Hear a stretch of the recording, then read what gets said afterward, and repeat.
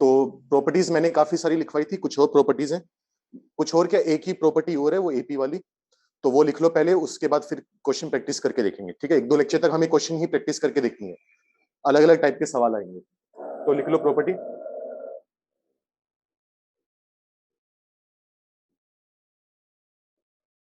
If the elements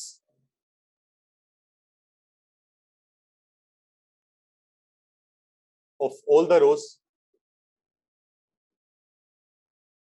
या फिर columns in a 3x3 matrix, 3x3 determinant in order, third order determinant, ये लिख लो, matrix तो कहां पर जा रहे हैं आपके, in a third order determinant are in AP, then the value of the determinant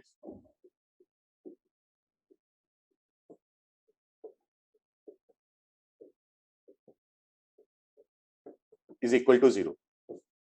तो अगर थर्ड ऑर्डर डिटर्मिनेंट की बात करें तो उसमें 3 रो होंगी, 3 कॉलम होंगे। मान लो मैं रो में बात करूं, जो काम रो में होगा वही काम कॉलम में होगा। R1 में 3 एलिमेंट होंगे, अगर वो तीनों नंबर एपी में हो, R2 के तीनों एलिमेंट एपी में हो, R3 के तीनों एलिमेंट एपी में हो, अगर हर रो में एपी बन रही हो तो उस डिटर्मिनेंट की वैल्यू क्या आएगी, 0 आएगी।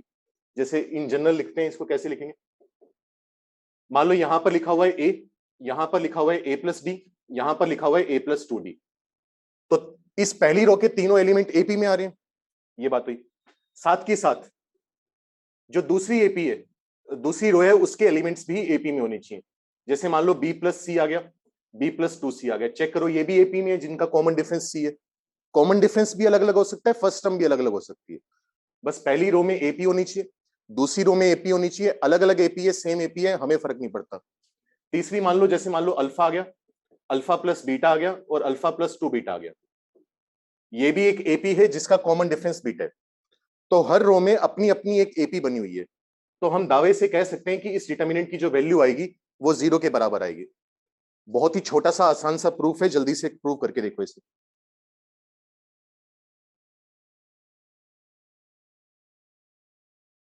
किस चीज की प्रॉपर्टीज हैं ये अमित, जो चैप्टर पढ़ रहे हैं भाई उसकी प्रॉपर्टीज हैं, क्या बोलूं मैं तुझे यार, ऐसे सवाल मत पूछा करो यार। ये तो वो सवाल हो गए, फिलोसफिकल सवाल हो गए कि ब्रह्मांड क्या है, हम क्या है, मकसद क्या है जीवन का, वो ये तो वैसा सवाल पूछ लिया तूने।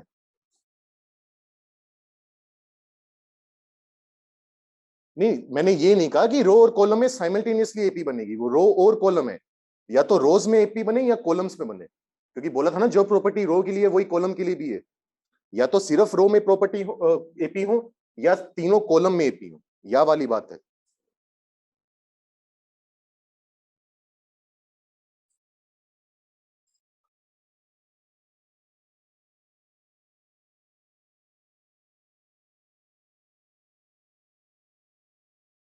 अंकित थर्ड ऑर्डर के लिए तो अभी लिखवाई, अभी हायर ऑर्डर के लिए बताता हूँ, उसको लिखवाना के लिए शब्द मेरे पास उतने हैं नहीं, सही बताऊं तो मैं वैसे ही समझा दूंगा वो।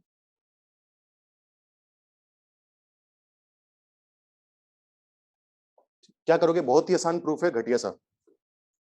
हम जानते हैं एपी, अगर 3 नंबर एपी में है एबीसी, तो ए और सी का एरिथमेटिक मीन बी होता है, यानी 2b equal to A plus C होता है, वो प्रॉपर्टी यूज करेंगे। तो जो C2 वाला कॉलम है ना, या तो C2 वाला कॉलम कर लो, या फिर एक काम करो, नहीं वही करना पड़ेगा, C2 कॉलम को कन्वर्ट कर लो C2 minus C1 plus C3 by 2, कर सकते हैं, कोई ऑपरेशन में दिक्कत नहीं है। कन्वर्ट C2 को कर रहे हैं तो C2 का कोफिशिएंट 1 है, वहां पर मैंने ये बोला था कि C2 का कोफिशिएंट चेंज नहीं करना होता। अगर तुम C2 को 2 से मल्टीप्लाई कर दोगे तो पूरा का पूरा डिटर्मिनेंट 2 से मल्टीप्लाई हो जाएगा, तो बैलेंस करने के लिए 2 से डिवाइड करना पड़ेगा। ठीक है, वो बात हमने बोली थी। बाकी अगर ये चीज करें तो डिटर्मिनेंट पे कोई फर्क नहीं आएगा, पहला कॉलम सेम है, जो थर्ड कॉलम है वो भी सेम है, ए प्लस 2डी, B plus 2c, alpha plus 2 beta. ठीक है, बहुत बढ़िया। अगर तुम पहले कॉलम और तीसरे कॉलम को ऐड करोगे तो 2a प्लस 2d, उसका आधा करना है, कितना बचेगा, a plus D, A plus D में से ए प्लस डी गया, कितना बचेगा, 0। दोबारा देखो, फर्स्ट कॉलम और थर्ड कॉलम के नंबर को ऐड करो, b और b प्लस 2c जब ऐड होगा तो बनेगा 2b प्लस 2c, हाफ करोगे तो b प्लस सी, इसमें से माइनस करोगे तो 0 0। अब क्योंकि पूरा का पूरा एक कॉलम ही 0 हो गया तो डिटर्मिनेंट की वैल्यू 0 आएगी। ये प्रूफ है इस चीज का। अब तुम लोगों में से कुछ पूछ रहे हैं कि अगर हायर ऑर्डर डिटर्मिनेंट आ जाए तो उसमें क्या होगा। उसमें प्रॉपर्टी इस तरीके से काम करती है कि मान लो फोर्थ ऑर्डर का डिटर्मिनेंट हो, तो उसमें ये होना चाहिए कि जैसे ए है, यहां पर a प्लस डी आ गया, यहां पर आ गया a प्लस 2d, यहां पर कुछ भी हो मैटर नहीं करता, x आ गया, x y z w।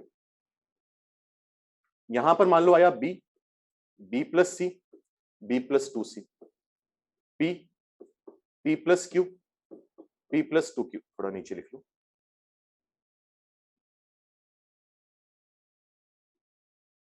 p, p plus q, p plus 2q। और finally alpha, alpha plus beta, कुछ भी रैंडम एपी ली हुई है, लिखने के तरीके हैं बस, एपी को जानती हैं। X Y Z W. तो मैं इस डिटर्मिनेंट को भी देखकर बता सकता हूं वैल्यू 0 आएगी, क्योंकि मैं सेम काम करूंगा इसमें भी। इसमें काम क्या करूंगा मैं कि C2 कॉलम को चेंज कर दूंगा C2 minus C1 plus C3 by 2 में। अगर दोबारा तुम पहले कॉलम और तीसरे कॉलम को ऐड करोगे, डिवाइड बाई 2 करोगे, इसमें से माइनस करोगे तो 0 0 0 0 बन जाएगा। पूरा का पूरा कॉलम 0 हो गया, इसका मतलब डिटर्मिनेंट की वैल्यू 0 आएगी। तो यहां पर हम क्या कह रहे हैं, अब इसको थोड़ा सा अजीब से तरीके से देखना पड़ेगा कि पूरी की पूरी रो एपी में नहीं है, जरूरी नहीं है। एक्स का कोई फर्क नहीं पड़ा, एक्स है नहीं है, भाड़ में गया, हो तो बहुत बढ़िया, ना हो तो और भी बढ़िया।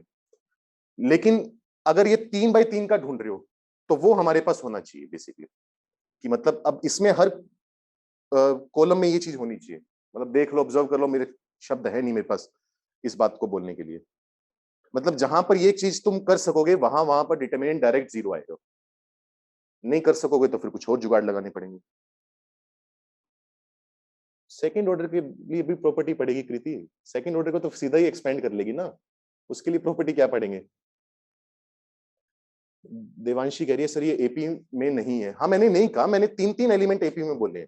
एक्स वाई जेड डब्ल्यू वाले को मैं देख ही नहीं रहा, क्योंकि ए प्लस डी, ए प्लस 2d ये एपी में है। चौथा नंबर एपी में ना हो तब भी मेरी प्रॉपर्टी काम कर जाएगी। ठीक है, ऐसी ये भी 3 नंबर एपी में हो, ये भी 3 नंबर एपी में, ये भी 3 नंबर एपी में।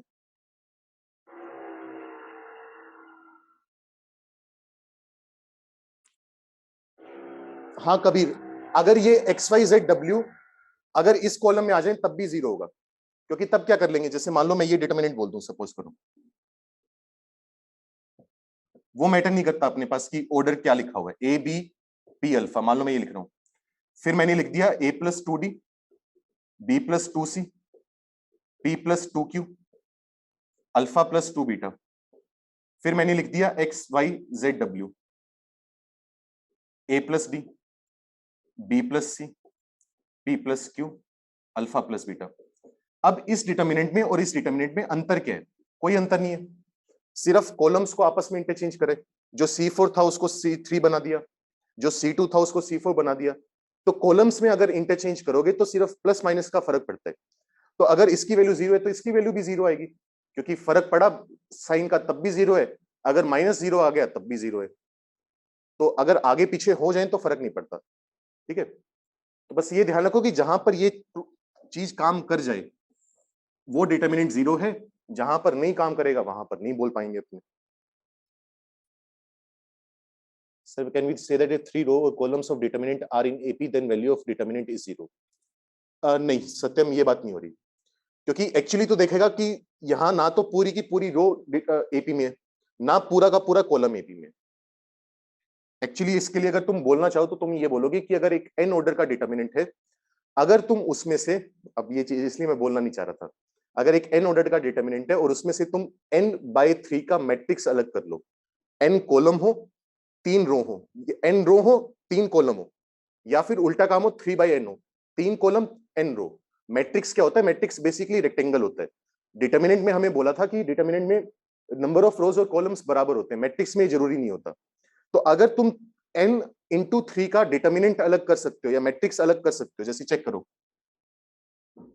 बस तो पंगे उठा रहा हूँ, 4/4 का पूछता नहीं भाई, ज्यादा कंफ्यूज हो तो टेंशन लेने की जरूरत नहीं है। ये मैंने एक मैट्रिक्स अलग कर लिया, अब ये मैट्रिक्स है, 4 रो है 3 कॉलम है, तो 4/3 का है। इसमें अब चेक करो, हर रो एपी में है, अब डिटर्मिनेंट 0 है।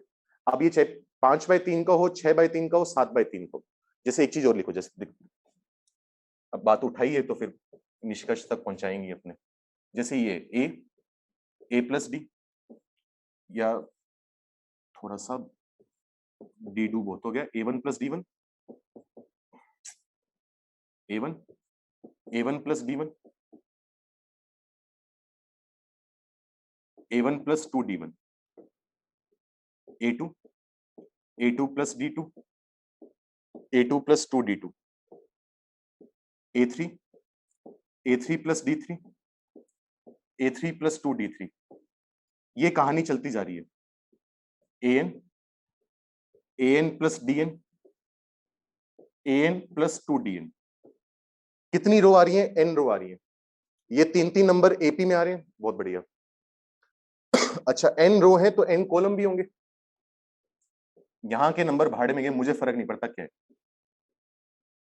एपी में है, जीपी में है, एचपी में है, किसी में नहीं है, कोई मतलब नहीं हमें। सिर्फ इस इतने पार्ट को देखकर मैं कह सकता हूं डिटर्मिनेंट 0 है, क्योंकि यहां से मैं दोबारा वो सेम प्रॉपर्टी लगा सकता हूं, या फिर तुम कह सकते हो कि मैं एक मैट्रिक्स अलग कर सकता हूं, ये वाला मैट्रिक्स।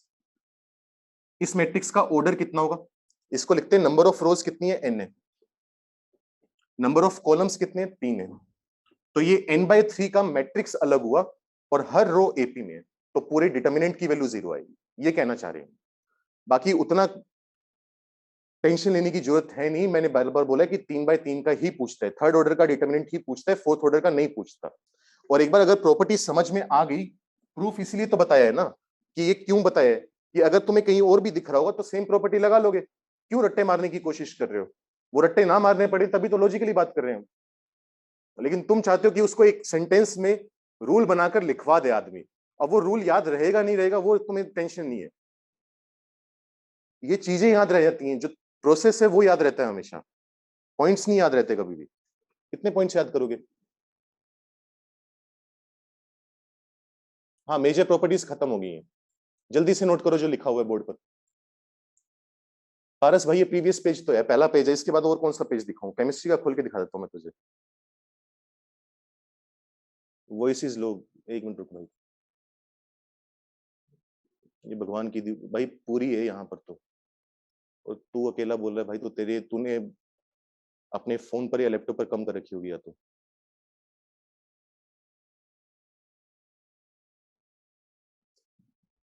और वैलिडेशन मिल गया मुझे, सारे कह रहे हैं सही है सर, फोर्थ वाला ऑर्डर इंपॉर्टेंट नहीं है। देवांश, ऐसा नहीं है कि बिल्कुल ही इंपॉर्टेंट नहीं है, पूछ सकता है, ऐसा तो नहीं है ना कि मेरे से या तेरे से पूछ कर वो सवाल देगा। लेकिन फोर्थ वाला ये मान ले कि अगर तुझे थर्ड ऑर्डर के 50 सवाल मिलेंगे तो फोर्थ ऑर्डर का तब जाकर एक सवाल मिलेगा। तो उतना इंपॉर्टेंट नहीं है, उतना हमारा फोकस होता नहीं। अच्छा, 2/2 वाला इसलिए इंपॉर्टेंट नहीं है क्योंकि वो वैसे ही घटिया सा तुच्छ सा एक डिटर्मिनेंट है। 2/2 का तो वैसे ही एक्सपेंड कर लेंगे, क्या करना है, 4 नंबर मल्टीप्लाई तो करने हैं, दो ये वाले माइनस कर देना है। तो मेन 3 वाले पर ध्यान इसलिए देते हैं। लेकिन जो 3 वाली प्रॉपर्टी है वो 4 वाले में एक्सटेंड तो कर ही सकते हैं। अब मुझे लॉजिक याद होगा तो वही लॉजिक मैं यहाँ पर ढूंढ लूंगा।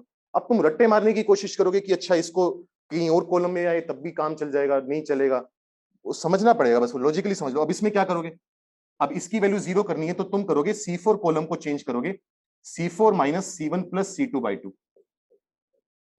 चेक करो, इन दोनों को ऐड करोगे तो 2A प्लस 2D, आधा करोगे A प्लस D, इसमें से माइनस करा 0, चौथा कॉलम 0 हुआ, पूरा का पूरा कॉलम 0 है तो डिटर्मिनेंट 0 आ गया।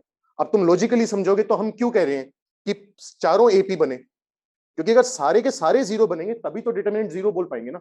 मान लो ये वाला एपी में ना होता चौथी रो, तब क्या होता, 3 तो 0 बन जाते, चौथा 0 ना बन पाता, प्रॉपर्टी काम ना करती। ठीक है, तो लॉजिक पता होगा तो प्रॉपर्टी अपने आप भी बना सकते हो फिर। और बताओ। नहीं अंकित, जीपी के लिए कुछ खास इतना नहीं होता।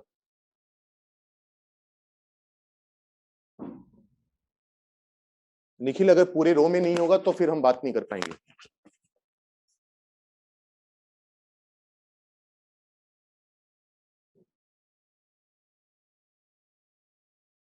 हो गया नोट?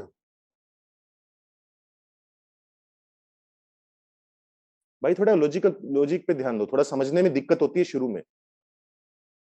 वैसे तो लॉजिक है ही नहीं, वैसे तो लॉजिक के नाम पे धब्बा सा है, वैसे तो इतना है ही नहीं कुछ इसमें।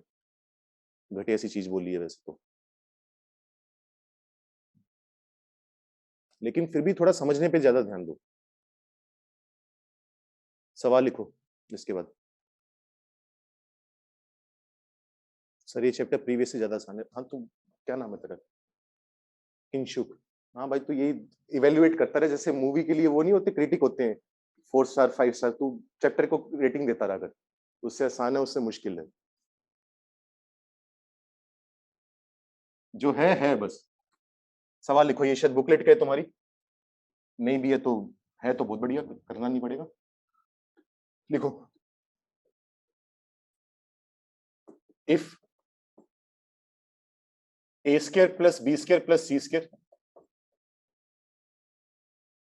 -2 into ab + bc + cd, sorry यहां पर है x का square -2 into ab + bc + cd into x + b² + c² + d²। अगर ये पूरा expression less than equal to 0 है, then find the value of,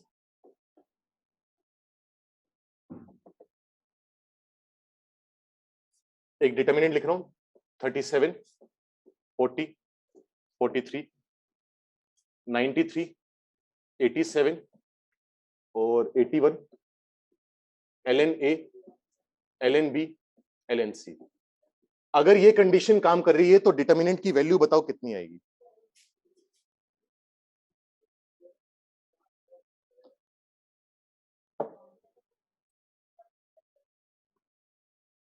हाँ पारस, अगर इस टाइप का ऑपरेशन लगे तो डिटर्मिनेंट की वैल्यू 0।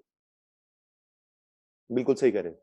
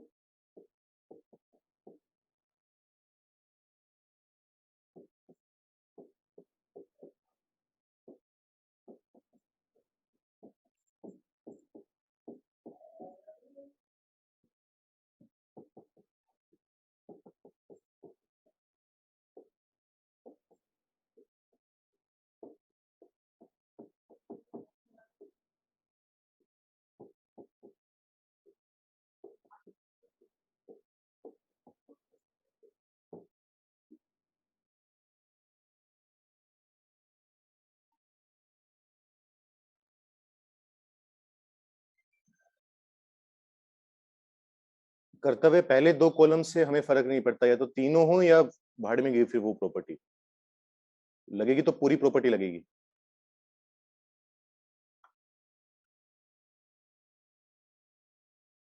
थर्ड कॉलम में क्या लिखा है? ln A, ln B, ln C।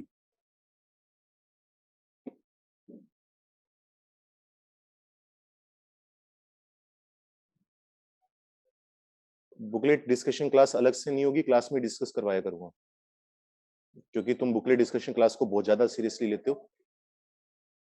150 में से 50 बच्चे भी कभी मुश्किल से आते हो, तो अलग से डिस्कस क्लास में करवाऊंगा मैं। चेक करो, अब ये जो सवाल है एक्चुअली,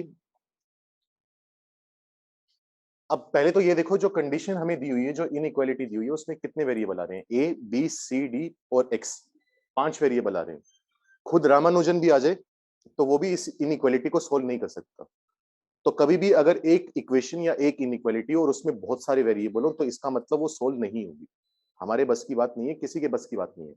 मतलब कहीं ना कहीं रेंज यूज हो रही होगी। रेंज यूज होने का मतलब परफेक्ट स्केयर वगैरह बन रहे होंगे। तो ये सवाल तुमने वहां पर भी करा हुआ है, क्वाड्रेटिक में है शायद, क्वाड्रेटिक की बुकलेट में। तो चेक करो यहां से अलग क्या होगा, ए स्क्वायर एक्स स्क्वायर, ए स्क्वायर इंटू एक्स स्क्वायर आएगा। यहां से मैं निकाल लूंगा माइनस का 2ab(x) और प्लस में आ जाएगा बी स्क्वायर। तो इन तीन टर्म्स को मैंने अलग कर लिया, कर सकते हैं प्लस। इसी तरीके से यहां से मैंने निकाला बी स्क्वायर एक्स स्क्वायर, यहां से निकाल लिया माइनस का 2bc(x) और यहां से मैंने निकाल लिया सी स्क्वायर, ये अलग कर लिया क्योंकि परफेक्ट स्क्वायर बनेंगे। अब देखना, प्लस फिर अलग करा C square X square minus का 2cdx और प्लस का D square less than equal to 0। Check करो ये एक परफेक्ट स्क्वायर है, ax माइनस बी का होल स्क्वायर। अगले वाला भी परफेक्ट स्क्वायर है, bx माइनस सी का होल स्क्वायर। फिर अगला बनेगा cx माइनस बी का whole square less than equal to 0। अगर तीन स्क्वायर्स का सम लेस देन 0 हो तो वो पॉसिबल नहीं है। स्क्वायर्स हमेशा क्या होते हैं, 0 या पॉजिटिव। तो एक्चुअली इन तीनों स्क्वायर की वैल्यू 0 होनी चाहिए। मतलब हम कह देंगे कि ax माइनस बी भी 0 के बराबर है, bx माइनस सी ये भी 0 के बराबर है और cx माइनस डी ये भी 0 के बराबर है। x की value b upon a, x की वैल्यू c अपॉन b और x की वैल्यू d अपॉन c। अब सारे के सारे x बराबर होंगे ना, सारे के सारे x बराबर हैं तो b upon a equal to c upon b equal to d upon c। तो मैं चेक करो इस रेशियोज को देखकर बता सकता हूं कि ABCD GP में, क्योंकि सबका रेशियो बराबर आ रहा है, तो this implies that ABCD are in GP। थोड़ी सी मेरी गलती है या गलती नहीं भी है, LNA लिखा हुआ तो अपने आप पॉजिटिव है। अब तुम्हें याद होगा सीक्वेंस सीरीज में एक प्रॉपर्टी लिखवाई होगी जीपी में कि अगर कुछ नंबर जीपी में होते हैं तो उनके लोग एपी में होते हैं। तो अगर ये नंबर जीपी में है तो LNA, LNB, LNC, LND are in AP. तो अब हुआ क्या, चेक करो ये वाला जो पूरा का पूरा कॉलम है वो एपी में आ रहा है जिसका कॉमन डिफरेंस 3 है। ये पूरा का पूरा कॉलम एपी में है जिसका कॉमन डिफरेंस -6 है। LNA, LNB, LNC हमने अभी प्रूव कर दिया एपी में। तीनों कॉलम के नंबर्स अगर एपी में हैं तो हम डायरेक्ट बता सकते हैं कि डिटरमिनेंट की वैल्यू 0 आएगी। ये बात हम कहना चाह रहे हैं। इस तरीके से प्रॉपर्टी यूज हो जाती है। ठीक है, कुछ नहीं समझ में आया तो पूछ लो, नहीं तो जल्दी से नोट करो, अगला सवाल लिखो।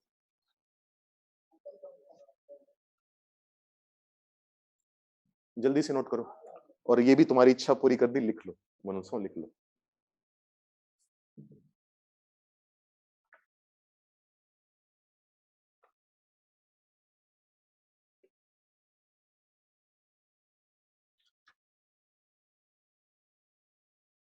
इसके बाद हेडिंग डालो some special determinants.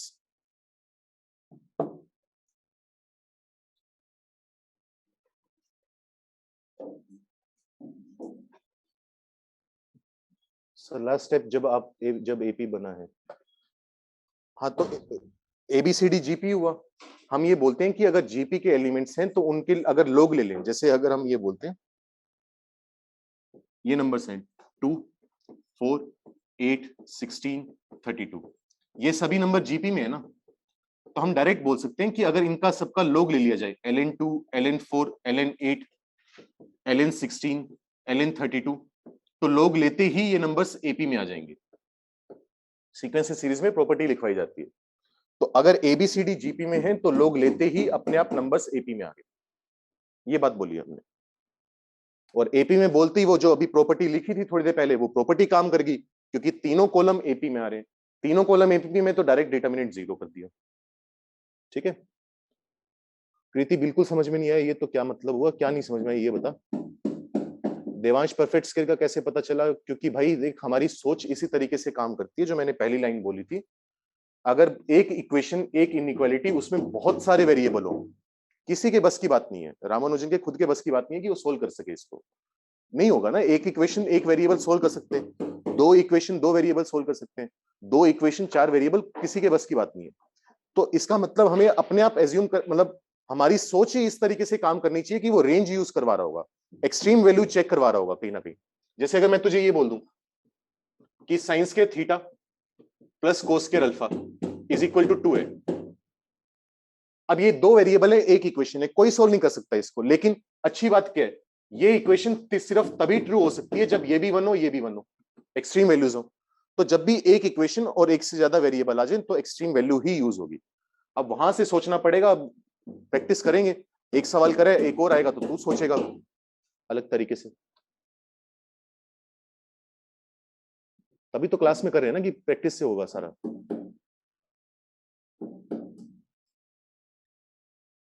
Second step में परफेक्ट के बनाए, ये इसको लिख सकते हैं हम ax माइनस बी का होल स्क्वायर, इसको लिख सकते हैं bx माइनस सी का होल स्क्वायर, ये बनेगा cx माइनस डी का होल स्क्वायर। तीन स्क्वायर का सम नेगेटिव आ नहीं सकता, सिर्फ जीरो हो सकता है, तो तीनों स्क्वायर को जीरो कर दिया, x की वैल्यू तीनों से निकालकर बराबर पुट कर दी, वहां से पता चला कि रेशियो में है, इक्वल रेशियो है तो जीपी है, जीपी है तो उनके लोग एपी हैं, डिटरमिनेंट जीरो। वैसे वैसे सिलेबस पूरा हो गया तुम्हारा। हिमांशु लास्ट स्टेप हो गया भाई, मैंने एक बार क्या मैंने 10 बार बता दिए, अब भाई वीडियो देखना, नहीं तो ऐसे तो सिलेबस पूरा हो गया तुम्हारा।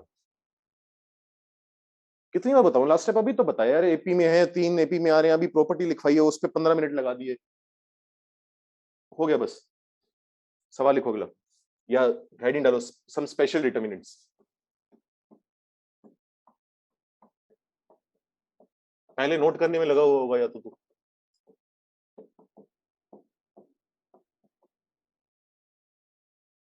कुछ स्पेशल डिटरमिनेंट्स हैं, इनकी वैल्यू डायरेक्ट हमें याद करनी होती है। जैसे पहला स्पेशल डिटरमिनेंट लिखो, 1 1 1 A B C, A square B square C square. Pattern दिख रहा है, 1 1 1 है, एबीसी उनके स्क्वायर यहां पर आ रहे हैं। अच्छा, देखने में ये ऐसा भी दिख सकता है, ऑब्वियसली कोई फर्क नहीं है ना इन दोनों में, क्या करें, ट्रांसपोजिल तो लिए, रो को कॉलम में चेंज करें, कॉलम को रो में, तो डिटरमिनेंट एक दूसरे में कन्वर्ट हो जाएंगे। तो ये दिखे या ये दिखे, इसकी वैल्यू डायरेक्ट तुम्हें याद होनी चाहिए, इसकी वैल्यू आती है A minus B minus C minus C. 2 minute का समय, जल्दी से प्रूव करो इस प्रॉपर्टी को।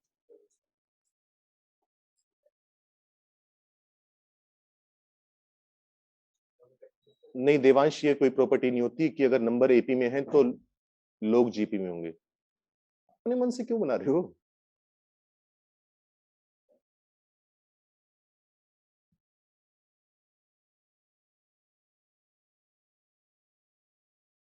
भाई अमित प्यार से बोलते हैं, ठीक है।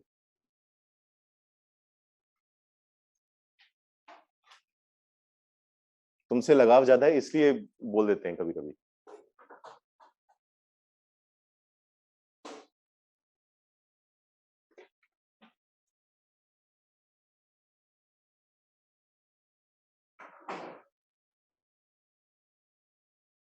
अंकित, क्योंकि वो सवाल तभी पूछ सकता है ना भाई, मैं ये तो समझाना चाह रहा हूँ, अगर एक्सट्रीम वैल्यू यूज नहीं हो रही, मान ले मैं तुझे कहूं कि साइंस के थीटा प्लस कोस के अल्फा की वैल्यू सपोज कर मैं बोल दूं 1 है, या 1 छोड़, हाँ 1 है।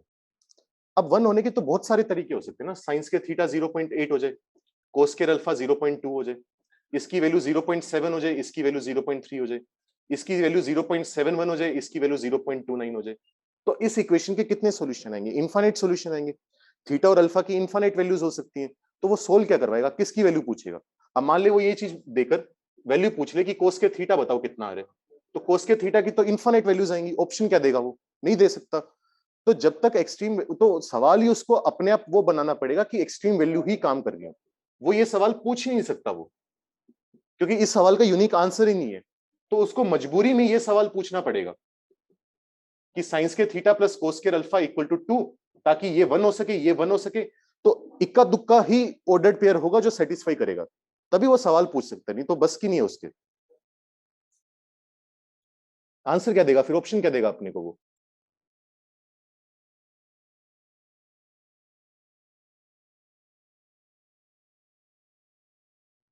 सर इसमें रोज जीपी में, हाँ अंकित बिल्कुल सही बात है, रोज जीपी में, बहुत अच्छी ऑब्जर्वेशन है, सही है, पर उसका कुछ खास फायदा नहीं मिलेगा अपने को।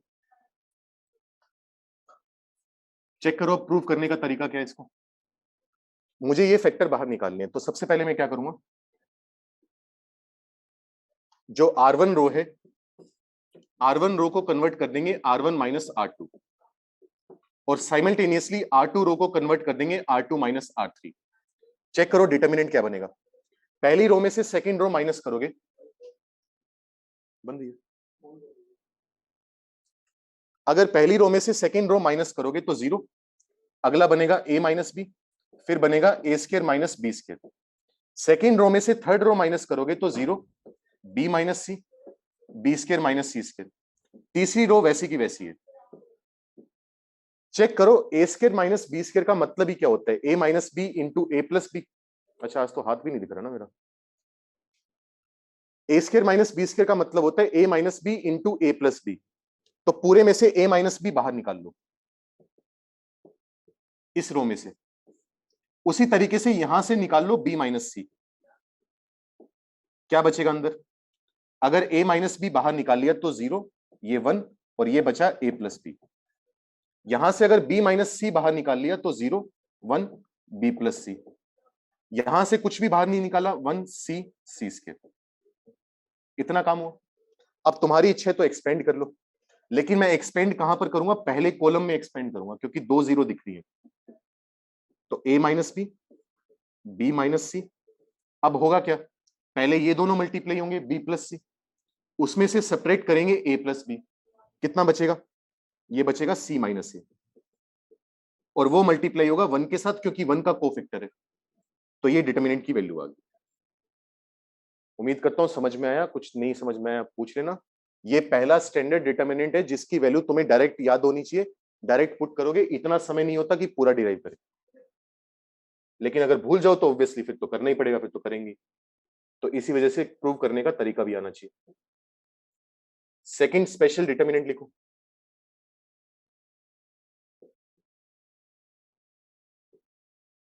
1 1 1 A B C, A cube B cube C cube. पहले क्या थे? स्केयर थे सबके, ए बी सी के। अब क्यूब आ गए। तो इसकी वैल्यू भी थोड़ी सिमिलर आती है, A minus B minus C minus सी, बिल्कुल सेम है उतना। एक एक्स्ट्रा चीज और आ जाती है, A plus B plus C. ये एक्स्ट्रा फैक्टर हो जाता है। प्रूव करने की कोशिश करो जल्दी से इसे। हाँ गगन, सिंपल सोल्व भी कर सकता है, लेकिन वो फिर सिंपल पहले तू एक्सपेंड करेगा, फिर उसके फैक्टर बनाएगा। कर ले, बिल्कुल कर ले, कोई दिक्कत नहीं है। थोड़ा छोटा पड़ जाएगा इस तरीके से। सेकंड स्टेप फिर से बता दो। सेकंड स्टेप में हमने यहां से a माइनस बी कॉमन निकाल लिया। a माइनस बी कॉमन निकालने का मतलब a माइनस बी से डिवाइड कर रहे हैं। तो 0 को a माइनस बी से डिवाइड करेंगे 0 आएगा, a माइनस बी को करेंगे तो 1 आएगा।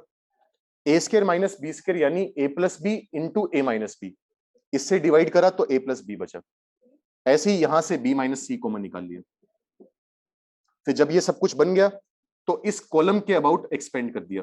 0 0 का कोफैक्टर वो तो 0 ही हो जाएगा। 1 के साथ मल्टीप्लाई करेंगे, 1 इस कॉलम में आ रहे, इस रो में आ रहे, तो वो गायब कर दिया। 1 into B plus C minus 1 into A plus B, वो आ गया सी माइनस सी।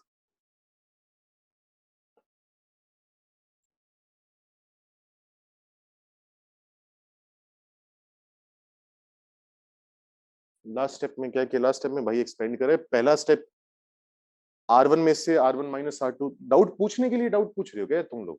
लिखा तो है R1 माइनस R2। थोड़ा तो दिमाग लगाओ कि 1 में से 1 माइनस करेंगे तो 0 आएगा, a माइनस बी आएगा, A square minus B square आएगा। लिखा तो है स्टेप।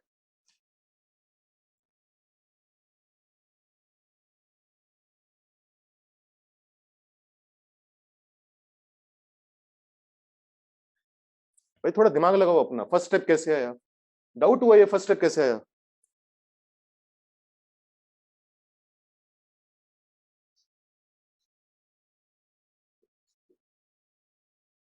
सेम प्रोसेस इसमें करोगे। R1 रो को चेंज कर दोगे R1 माइनस R2 में, और जो R2 रो है उसको कन्वर्ट कर दोगे R2 माइनस R3 में, चेंज कर दोगे। क्या बनेगा चेक करो। पहली रो में से दूसरी रो माइनस करोगे तो 0, a minus B, A cube minus B cube. Second row में से थर्ड रो माइनस करोगे तो 0, b minus C, B cube minus C cube. फिर बचेगा 1 सी, सी क्यूब। ये आ गया। दोबारा फर्स्ट रो में से और सेकेंड रो में से, फर्स्ट रो में से कॉमन निकालेंगे a minus B, second row में से कॉमन निकालेंगे b माइनस सी। चेक करो क्या बनेगा।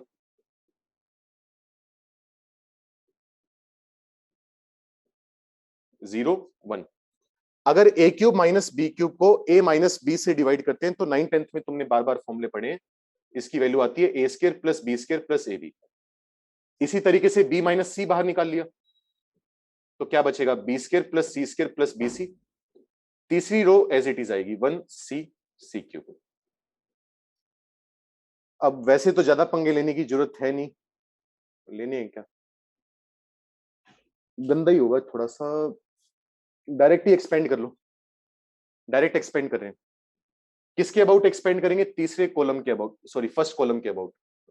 ए minus B, B minus C तो लिखा हुआ है, वन वाला जिस रो में आ रहा है वो रो गायब कर दी, जिस कॉलम में आ रहा है वो कॉलम गायब कर दिया, इनको मल्टीप्लाई करेंगे माइनस ये वाला, चेक करो कितना बनेगा, B square plus C square plus B C, उसमें से सब्ट्रैक्ट कर देंगे A square plus B square plus A B, B square कटेगा, इसमें से फिर फैक्टर बना लोगे वो ये बन जाएंगे, बन ही रहे होंगे शायद, नहीं बन रहे, यहां पर लिख रहा हूं मैं, ठीक है, A minus B, B minus C, check करो, सी का स्क्वायर है माइनस ए का स्क्वायर है, फैक्टर बनाओगे तो सी माइनस ए सी प्लस ए, यहां पर लिखा हुआ है बी सी और यहां पर लिखा हुआ है माइनस का A B, minus B common लोगे तो A plus C, minus B common लोगे तो ए प्लस सी। अब क्या बना, ए माइनस बी लिखा हुआ है, बी माइनस सी लिखा हुआ है, इन दोनों में से कॉमन ले लोगे ए प्लस सी, कुछ गड़बड़ हुई है, कुछ तो गड़बड़ हुई है, यहां पर बी इंटू ए माइनस सी आएगा, यहां पर सी माइनस ए कॉमन ले लोगे, सी माइनस ए कॉमन लोगे तो यहां से मिलेगा ए प्लस सी और साथ में आएगा प्लस का बी, वही चीज आगे जो प्रूव करनी थी। नोट करो, कुछ नहीं समझ में आया तो पूछ लो।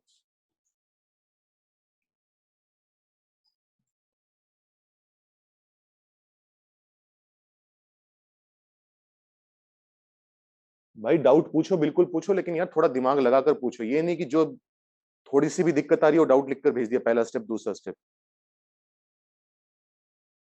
हाँ मुनीश, कौन सा सेकंड स्टेप, सेकंड स्टेप में इसी की तरीके से a माइनस बी कॉमन निकाल है, ये बचपन में प्रॉपर्टी पढ़ते थे, फॉर्मूला पढ़ते थे कि A cube plus A cube minus B cube जो होता है उसके फैक्टर होते हैं a minus B into A square plus A B plus B square, ये पढ़ा होगा बचपन में, 9th 10th में पढ़ाते हैं आइडेंटिटीज वाले चैप्टर में। तो a माइनस बी कॉमन लेने का मतलब होता है a माइनस बी से डिवाइड करना, जीरो को a माइनस बी से डिवाइड करेगा जीरो आएगा, a माइनस बी को a माइनस बी से डिवाइड करेगा तो 1 आएगा, a cube minus B cube को a माइनस बी से डिवाइड करेगा तो A square plus A B plus B square आएगा, वो लिख दिया जैसे पहले काम किया था। उसके बाद एक्सपेंड कर दिया, बाकी की टर्म्स में से फैक्टर बना लिए, वही आ गया जो प्रूव करना था। रोहित बुकलेट के क्वेश्चंस मार्क करवा दूंगा, मत चिंता करो, नोट करो इतना पहले।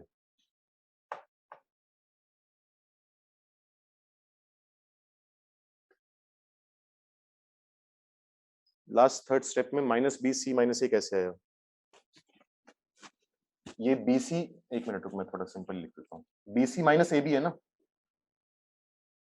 ये B C minus A B है, इसमें से बी कॉमन लिए, छोड़, सिंपल लिख देता हूँ, B C minus A B में से बी कॉमन लेंगे तो यहां से बचेगा सी, यहां से बचेगा माइनस का ए, ये येलो वालों में से कॉमन उठाए,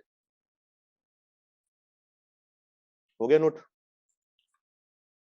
दो स्पेशल डिटर्मिनेंट ये हुए, प्रूफ इसलिए करवा रहा हूं ताकि तुम्हें याद हो, बस जो ट्रिक लगा रहे हैं, जो भी प्रोसेस लगा रहे हैं वो याद हो, तरीका पता हो, कोई नया आ जाए तो हम डिराइव कर सकें, लेकिन वैल्यू याद होनी चाहिए डायरेक्ट। तीसरा स्पेशल डिटर्मिनेंट लिखो, 1 1 1, इस बार है ए स्क्र बी स्क्र सी स्क्र, ए cube B cube C cube, बिल्कुल सेम प्रोसेस से इसको डिराइव कर लेंगे, ये डिराइव होकर आता है A minus B minus C minus A, और साथ में मल्टीप्लाई होता है A B plus B C plus C, ये इसकी वैल्यू होती है, तुम्हें याद रखनी है, ठीक है। प्रूफ नहीं करवा रहा, वो एक हम कर चुके हैं। इसके बाद लिखो, अगला स्पेशल डिटर्मिनेंट आता है साइक्लिक डिटर्मिनेंट। इसकी बात हमने पहले भी एक बार क्लास में करी थी थोड़ी सी। साइक्लिक डिटर्मिनेंट देखने में कैसा होता है? साइक्लिक डिटर्मिनेंट में तुम 3 नंबर लेकर चलते हो, ए बी सी। जैसे ये ए है, ये बी और ये सी। ये बना साइक्लिक ऑर्डर, 3 पॉइंट से पास करने वाला सर्कल बना दिया। तो साइक्लिक डिटर्मिनेंट देखने में कैसा होता है? पहले शुरुआत करोगे ए से, तो ए बी सी, सर्कल पूरा कर दिया। फिर ए के बाद बारी आएगी बी की, बी से सर्कल पूरा करो, बी सी ए, तो बी सी ए। फिर बी के बाद बारी आएगी सी की, सी ए बी। इसको हम बोलते हैं साइक्लिक डिटर्मिनेंट, ठीक है, क्योंकि साइकिल में काम चल रहा है पूरा। इसकी जब वैल्यू डिराइव करी जाती है तो वो वैल्यू डिराइव होकर आती है माइनस का 1/2 ए plus B plus C, A square plus B square plus C square, minus A B minus B C minus C A. मैं फिर गलत लिख गया शायद, नहीं ये ठीक है।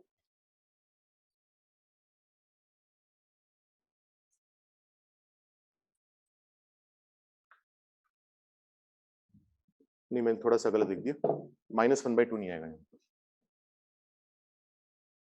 सिर्फ माइनस आता है।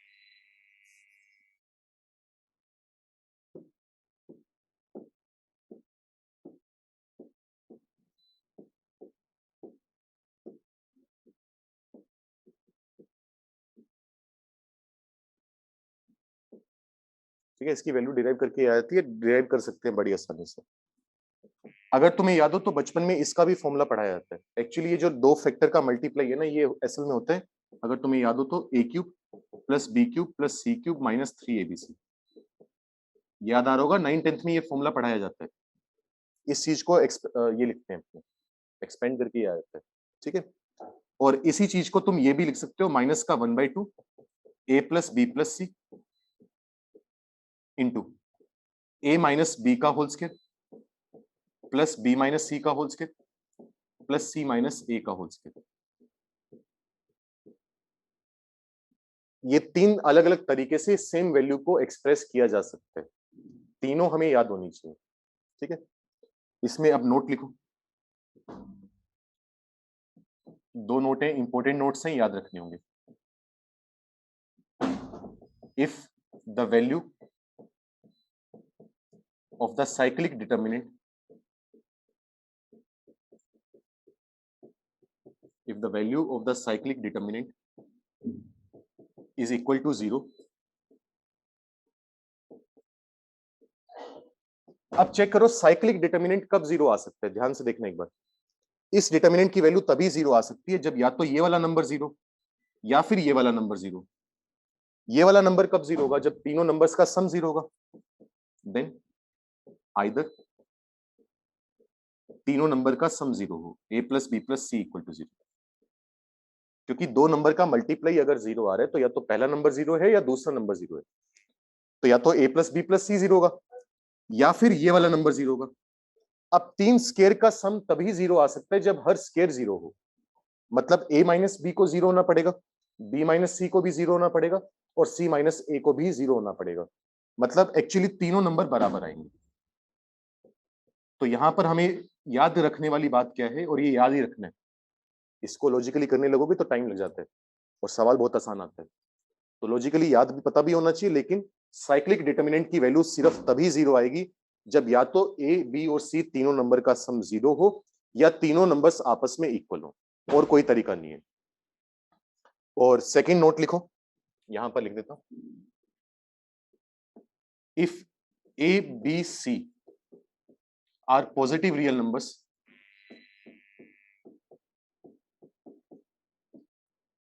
then the value of the determinant,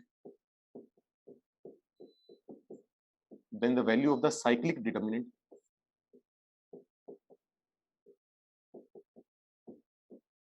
is negative।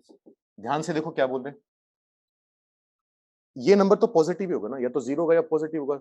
0 को तो भाड़ में छोड़ो एक बार, स्केयर का सम है तो पॉजिटिव होगा, ये नंबर पॉजिटिव है। हमने मान लिया कि ए बी सी पॉजिटिव है, ये हमने एज्यूम कर लिया, तो उनका सम भी क्या आएगा, पॉजिटिव आएगा। Positive into positive positive, minus half से मल्टीप्लाई करेंगे तो पूरे डिटर्मिनेंट की वैल्यू आ जाएगी नेगेटिव। लेकिन इस प्रॉपर्टी को गलत मत समझ लेना, ए बी सी तीनों पॉजिटिव हैं तो डिटर्मिनेंट की वैल्यू नेगेटिव आएगी। हम ये कतई नहीं कह रहे कि डिटर्मिनेंट नेगेटिव है तो तीनों को पॉजिटिव होना पड़ेगा, इसका कन्वर्स ट्रू नहीं है। एबीसी पॉजिटिव है तो पक्का डिटर्मिनेंट नेगेटिव होगा, लेकिन अगर डिटर्मिनेंट नेगेटिव है तो ये जरूरी नहीं है एबीसी तीनों पॉजिटिव हैं। ठीक है, ये 4 स्पेशल डिटर्मिनेंट थे, जल्दी से नोट करो, और किसी प्रकार की कोई दिक्कत है तो पूछ लो। हाँ मिथिल, पिछला पेज दिखा देता हूँ, 2 मिनट रुक। सोजल फास्ट हो रहा है, थोड़ा स्लो करवा देता हूँ भाई, मत चिंता करो। फास्ट क्यों हो रहा है, जो मैं पढ़ा रहा हूँ वो फास्ट हो रहा है या जो पेज आगे कर रहा हूँ वो फास्ट हो रहा है? लिखने का टाइम नहीं मिल रहा।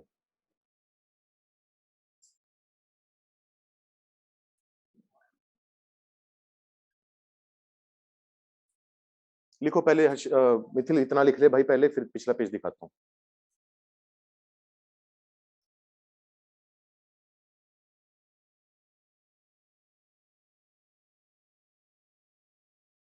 ऑब्वियसली मैं यहां पर एबीसी को रियल लेकर चल रहा हूं, ये भी ध्यान देना, तभी मैं ए माइनस बी का स्क्वायर पॉजिटिव या जीरो बोल पा रहा हूं। कॉम्प्लेक्स नंबर आ गए फिर तो कहानी बिगड़ जाती है सारी की सारी, और कॉम्प्लेक्स को हम कॉम्प्लेक्स तक ही सीमित रखेंगे, और किसी चैप्टर में उसकी दखलंदाजी मंजूर नहीं है हमें। लिखो, को सवाल लिखो इतनी देर। इफ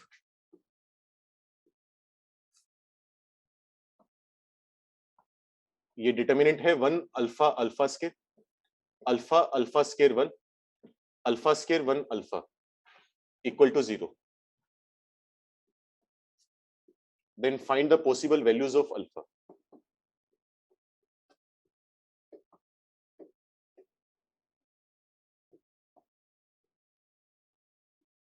सवाल लिखो, ट्राई करो। सॉरी,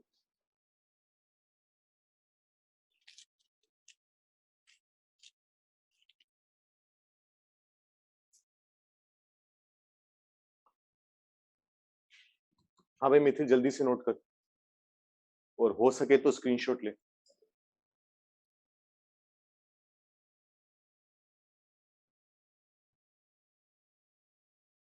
ऑफलाइन ही ठीक था यार।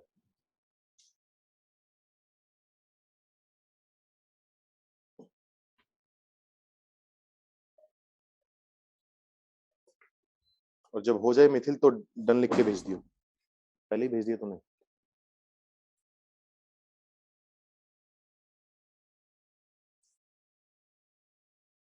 सही है आंसर वंश।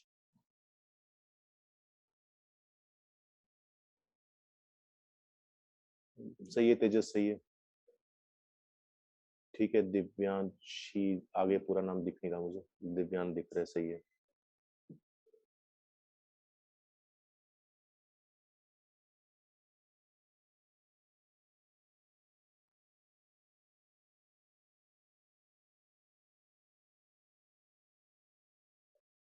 हाँ अभिषेक, पिछला पेज दिखा देता हूँ, रुक भाई 1 minute.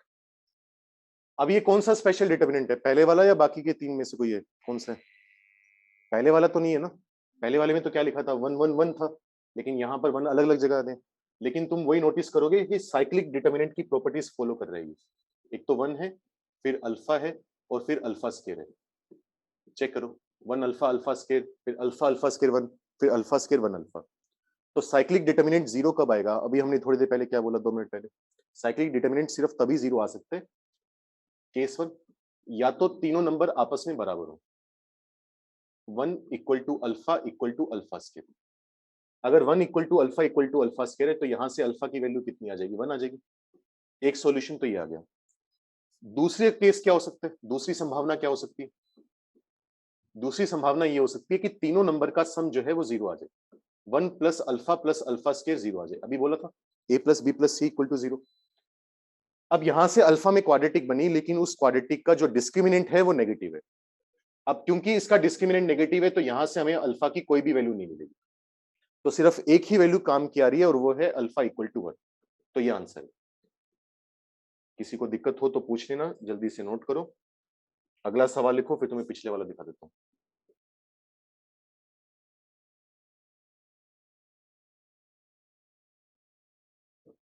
Sorry, if delta is equal to 1 plus root 3 iota two -1 plus 7 iota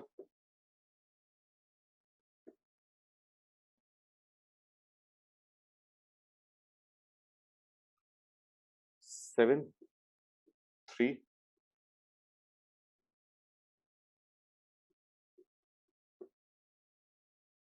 ये डेल्टा दिया हुआ है।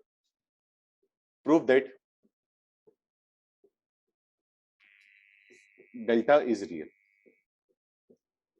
ये डेल्टा एक डिटर्मिनेंट है, इसको सोल्व करेंगे, डेल्टा की कुछ ना कुछ वैल्यू आएगी। तुम्हें प्रूव करने की वो जो डिटर्मिनेंट की वैल्यू आ रही है वो एक रियल नंबर है।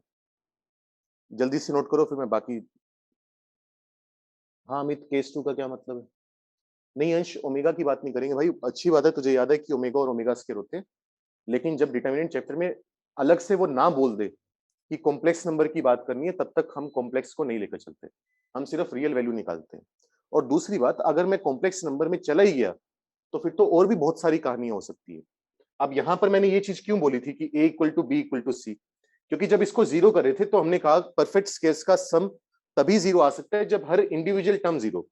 लेकिन अगर मैं कॉम्प्लेक्स में बात कर रहा हूं तो परफेक्ट स्केयर की वैल्यू -1 भी आ सकती है। हो सकता है इस परफेक्ट स्केयर की वैल्यू -1 हो, इसकी वैल्यू 1 हो, तो फिर तो ये कंडीशन भी काम करनी गलत होगी, फिर तो और भी बहुत सारे सॉल्यूशन आ सकते हैं। तो वो बहुत सारे सॉल्यूशन निकालने के लिए फिर पूरा एक्सपेंड करना पड़ेगा। तो कॉम्प्लेक्स की बात नहीं करते जब तक कि उसने ना बोला। करो ये सवाल करो। हाँ ध्रुव, दिखा रहा हूँ, लास्ट पेज दिखा रहा हूँ। Please explain case 1। गगनदीप, अभी थोड़ी देर पहले हमने बोला है साइक्लिक डिटर्मिनेंट है तो उसकी वैल्यू तभी जीरो आ सकती है या तो तीनों नंबर जो इन्वॉल्व हैं वो बराबर हो या तीनों नंबर का सम जीरो हो।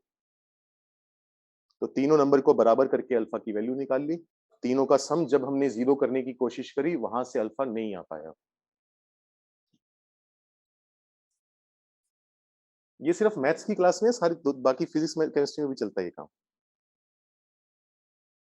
चलो फिर तो ठीक है, अगर बाकी सब्जेक्ट में भी है तो करो भाई, जिसका नोट नहीं हुआ था हो सके तो स्क्रीनशॉट ले लो।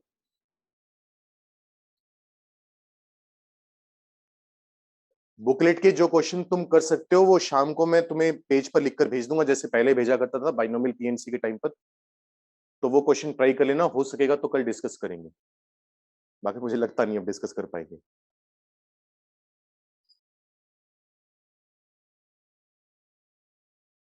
हाँ देवांश, बिल्कुल सही है, अगर आयोटा गायब हो जाए तो डिटर्मिनेंट रियल हो जाएगा, बिल्कुल सही बात है। केमिस्ट्री की भी क्लास है 5:30 पे, पता है भाई मुझे। चलो लिखो फिर जल्दी से, सॉल्यूशन ही लिख लो। हमने ये बात करी थी, अगर तुम्हें याद हो कॉम्प्लेक्स नंबर में, कि अगर एक कॉम्प्लेक्स नंबर रियल है, अगर z नाम का कॉम्प्लेक्स नंबर रियल है तो z इक्वल टू z बार होना चाहिए। अगर मैं प्रूव कर दूं कि z इक्वल टू z बार है तो वो अपने आप ऑटोमेटिकली रियल है। तो डेल्टा नाम का कॉम्प्लेक्स नंबर तो मुझे दिया हुआ है, मैं एक काम करता हूं, डेल्टा का कॉन्जुगेट निकाल लेता हूं। डेल्टा का कॉन्जुगेट निकालने के लिए मुझे हर कॉम्प्लेक्स नंबर का कॉन्जुगेट निकालना पड़ेगा।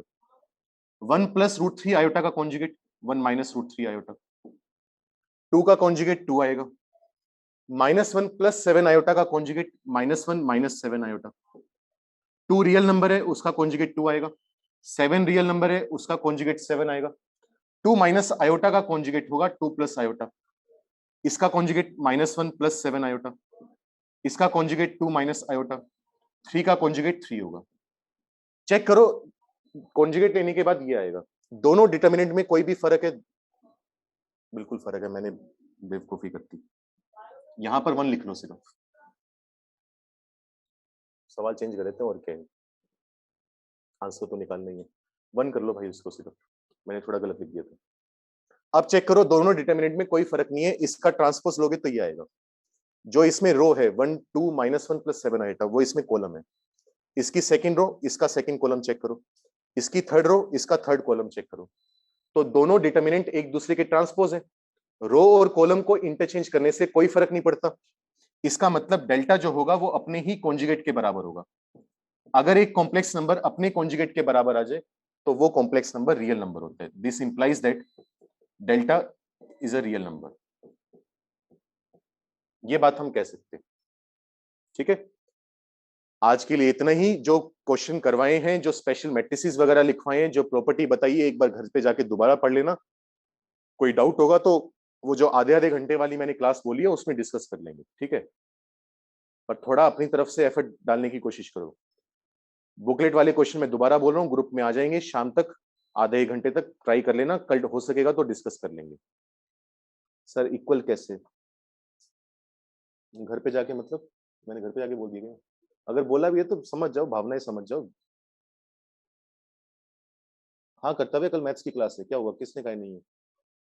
कल मैथ्स की भाई प्रॉपर क्लास है, कोई डिस्कशन क्लास वगैरह नहीं है, अपनी टॉपिक कवर होगा। देवांश इसको एक्सपेंड करके कर सकते हैं भाई, लेकिन वो तो वो वाली बात होगी ना, तू कान पकड़ने वाली बात है।